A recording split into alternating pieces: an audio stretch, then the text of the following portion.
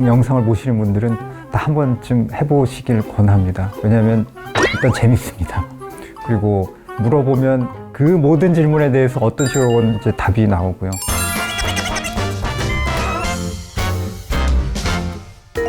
인공지능은 뭐 제가 보는 관점에서는 통계학 그리고 컴퓨터공학 이 데이터를 만나서 무한으로 이제 응용되고 연장되는 거 뭐 이렇게 생각을 합니다. 과거에도 데이터를 통한 여러 가지 형태의 응용과 분석이 있어 왔는데 이제 빅데이터라고 흔히 언급하는 것처럼 데이터가 굉장히 풍부해지고 다양해지고 그 다양한 데이터를 컴퓨터공학의 이제 기술 역량이 이제 뒷받침이 되면서 훨씬 더 고급스러운 응용 이제 그런 것들이 나타나게 된 거죠.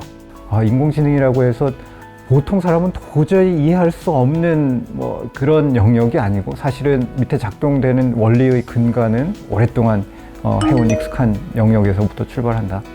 그런 말씀을 드리고자 합니다. 챗봇 통해서 우리가 컴퓨터의 도움을 받는 거죠. 그래서 다양한 형태로 우리의 삶에 영향을 미칠 것 같습니다. 개개인 입장에서 흥미롭고 또는 뭐 회사 조직이라면 생산성을 높여주고 그런 방향으로 가야 되겠죠. 그 반대로 이게 사회에 해를 끼치는 방향으로는 이제 가지 않도록 뭐 조심해야 될 그런 어떤 사회적인 책무 이런 것들은 또 앞으로 좀 더 고민해야 될 영역이라고 하겠습니다. 이 영상을 보시는 분들은 다 한 번쯤 해보시길 권합니다. 왜냐하면 일단 재밌습니다. 그리고 물어보면 그 모든 질문에 대해서 어떤 식으로든 이제 답이 나오고요. 그래서 인공지능 챗봇이 이런 식으로 사람과 상호작용을 하는구나 라는 것을 일단 체험을 해보는 거는 그 자체로 흥미롭고 유익한 경험이 될 것 같고요. 챗봇을 포함해서 인공지능 언어 모형은 진실을 얘기해 주지 않아요. 진실을 얘기해 주지 않을 개연성이 오히려 더 많다고 봐야 되고요. 인공지능 챗봇은 말하자면 그 재료가 세상에 널려 있는 데이터인데요. 세상에 널려 있는 데이터라고 하는 게 진실이 아닌 것들이 너무 많죠. 예를 들면 소설을 재료로 해서 인공지능 훈련을 하면 소설에 써 있는 걸 가지고 막 써내는데 소설은 말 그대로 소설이기 때문에 진실을 전혀 담보하지 않는 거죠. 그걸 이제 약간 더 체계적으로 말씀을 드리면 이런 거예요.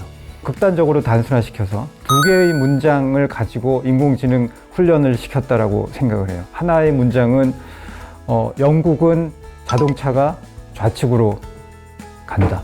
한국은 자동차가 우측으로 간다.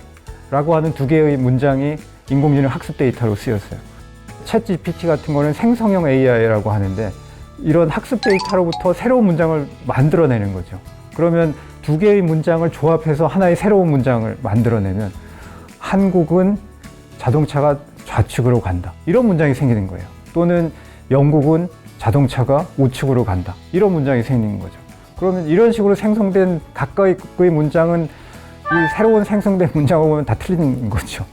하지만 애초에 출발점이 된 학습 데이터, 영국은 자동차가 좌측으로 가고 한국은 자동차가 우측으로 가고 그거는 진실인 거죠. 근데 그 두 개의 문장을 조합해서 새로운 문장을 만들어내면 이제 완전히 틀린 사실 관계가 이제 완벽한 문장으로 만들어내질 이제 그런 개연성이 이제 열리는 거죠.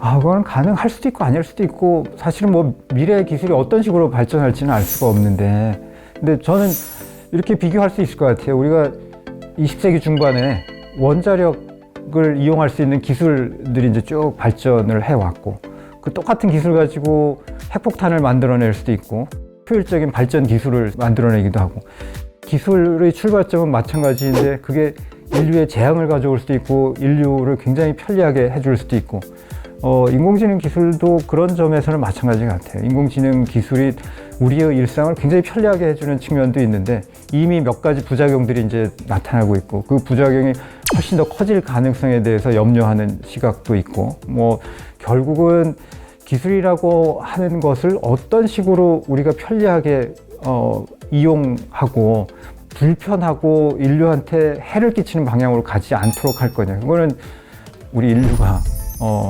정할 문제라고 하겠죠. 같은 직업군 안에서도 단순하고 초보적인 일을 하는 분들의 역할은 점점 줄어들고 대신에 훨씬 더 판단력이 필요하고 응용할 수 있고 완성도를 높이는 작업을 하고 이제 이런 분들의 역할은 갈수록 오히려 더 커질 가능성이 높다. 지금 현 시점 기준으로 보면 예컨대 프롬프트 엔지니어링이라는 표현을 쓰는데 새롭게 질문 잘할 수 있는 사람 또는 챗 GPT가 답을 줬는데 답을 꼼꼼하게 읽으면 뭔가 어설픈 부분이 있는데 그런 어설픈 부분을 찝어내고 그 어설픈 부분으로부터 더 완성도가 높은 거를 이제 만들어낼 수 있는 이런 사람들은 오히려 앞으로 점점 더 필요하게 될 것이고요. 그러면 혹시 공무원은 없어질까요? 그 공무원은 제가 보기엔 인류가 있는 한은 없어지지 않을 것 같고요. 공무원들 중에도 아주 단순한 업무하는 역할은 점차 축소되지 않을까 싶고 챗 GPT의 예를 통해서 본 것 같이 훨씬 더 창의력이 과거보다 더 강조가 될 것 같고 응용할 수 있는 역량, 기존의 작업으로부터 고도화된 결과물을 만들어낼 수 있는 역량 뭐 이런 것들이 과거보다 더 강조가 될 것 같습니다. 그 인공지능 시대가 되면서 개인정보 보호에 대한 어떤 사회적인 요구, 갈증은 훨씬 더 증폭이 될 것 같고요. 인공지능이라고 하는 것의 특징 중에 하나는 이제 빅데이터 처리를 기반으로 하기 때문에 다양한 데이터 또 규모가 큰 데이터를 전제로 하면 그 안에 개인정보가 어떤 식으로건 눈에 띄게 안 띄게 녹아 들어가 있고 다양한 형태로 다양한 개인한테 이제 영향을 미치는 그런 의사결정이 이제 이루어질 것이기 때문에 아날로그 시대하고는 또 다른 차원에서 굉장히 다양한 이제 새로운 개인정보 보호에 대한 이제 어떤 요구도 늘어나면서 개인정보보호위원회가 자리매김을 잘 해야 되는 이제 그런 또 아주 큰 과제를 안고 있습니다. 그거는 내가 답을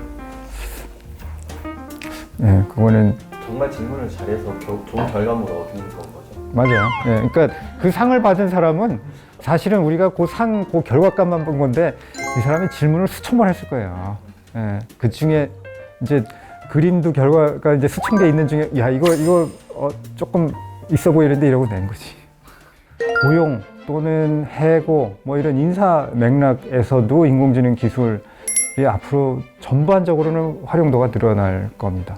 이제 인공지능 기술을 활용할 때 기술적인 측면에서는 어떤 데이터를 쓰냐 하는 게 가장 핵심적인 질문이고 예를 들면 인사 맥락에서는 학교를 볼 것이냐, 학력을 볼 것이냐, 전공을 볼 것이냐 아니면 회사 조직에 와서 일했을 때 일 성과 평가를 할 것인데 성과 평가하는 어떤 항목을 한 5가지로 할지 10가지로 할지 10가지라고 할 때 각각 어떻게 10가지인지 우리가 어떤 식의 데이터를 수집할 것인지 하는 걸 판단하는 것도 결국은 사람입니다.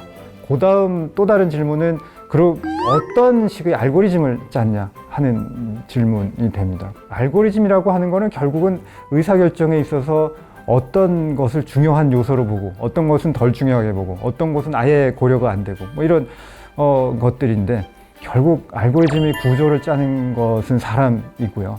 그런 점에서 우리가 인공지능이 답을 해줬으니까 좋은 답이다, 정답이다 이렇게 받아들이는 거는 당연히 안 되고요. 그 밑에 깔린 이제 그 작동 메커니즘이나 데이터 이런 것들을 봐야 되겠죠.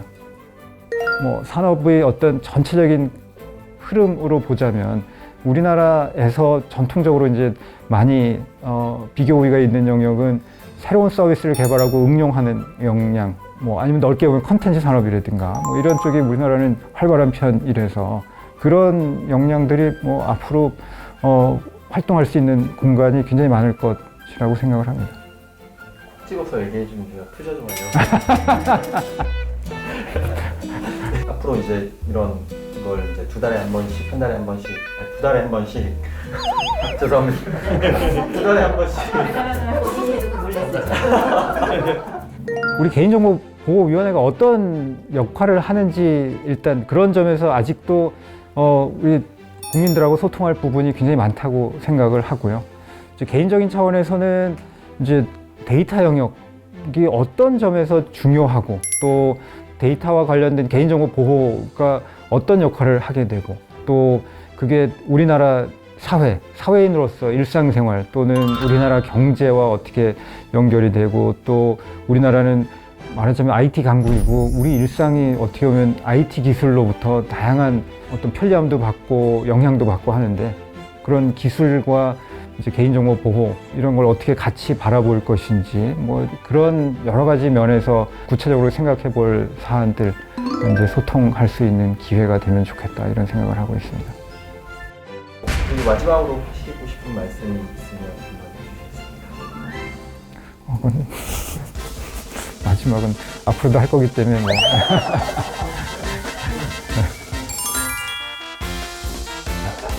네, 구독과 좋아요